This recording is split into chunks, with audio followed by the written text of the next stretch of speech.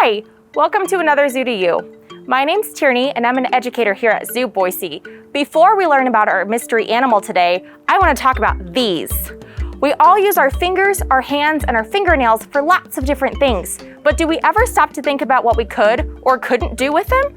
With our hands and our fingers, it might be pretty easy to think of some things we can do. We might clap, we can use them to throw, we can use them to grasp and pick things up. But what about our fingernails? What do we use those for? It might be a little bit harder to think of some things. We might use them to scratch, maybe to pick up small objects like a penny off the ground, or maybe even pick off things off your shirt like lint or bugs. Now, what about other animals? What do we think they use fingernails for? Do they even have fingernails? Let's find out. Some animals, like primates, have fingernails just like we do and use them for similar purposes. Other animals may have modified fingernails like long claws or even hooves. Fingernails, claws, and hooves are all made of the same material, a protein called keratin. The animal we're learning about today may not have fingernails like we do, but they do have long claws. There's one hint about our mystery animal. It has long claws. Here's another. Our mystery animal loves to eat insects, especially ants and termites. Do you have any guesses what it might be? Did you guess an anteater? If so, you're right. Go ahead and pat yourself on the back. Now, let's go ahead and take a look at our giant anteaters, Gloria and Macaulay. Giant anteaters can be found in the grasslands of South America called the Pampas. Just like their name suggests, giant anteaters primarily eat ants, just regular-sized ones, not giant ones. Ants and termites, another favorite anteater food, make their homes in piles of dirt. They dig tunnels under the ground and then pack lots of dirt on top until it forms a nice hill or mound. The dirt gets packed in hard and it can be difficult to dig through without a tool. If you were an anteater and looking for food, what kind of tool would you want to use to get through an ant or termite mound? Would you want a shovel? How about a rake? Could you hold or use a shovel or rake without fingers? While humans may need to use an outside tool to help them get through an anthill, giant anteaters carry their tools around with them. They're their giant claws. While human fingernails are not made to dig through tough surfaces, anteater claws are.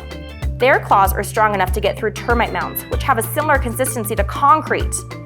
Have you ever tried to dig through or even break up part of the sidewalk or patio? It can be pretty challenging and almost impossible to do with your bare hands.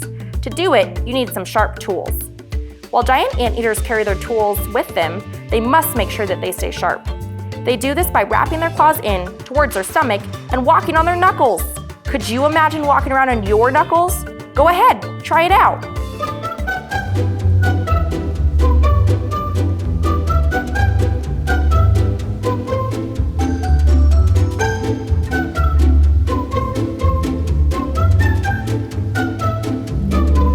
While it may look a little silly for us to walk on our knuckles, it's really helpful for giant anteaters.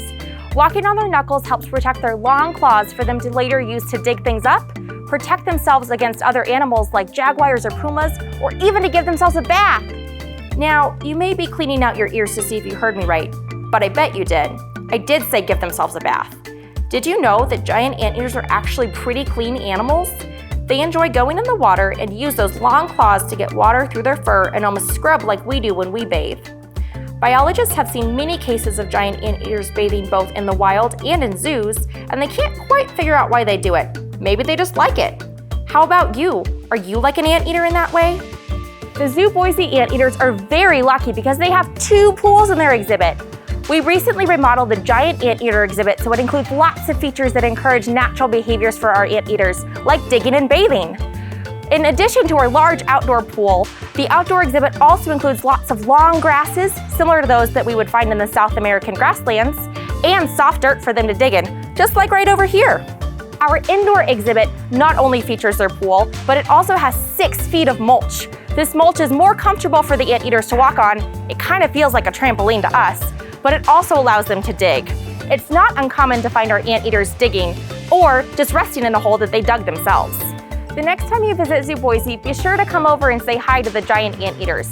Maybe like some of you, they tend to enjoy sleeping in, so catching them in the afternoon is the best time to find them. You may find them lounging in one of the holes that they dug, you may find them walking around on their knuckles, or you may even find them swimming in one of their pools.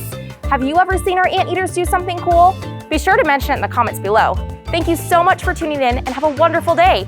Bye!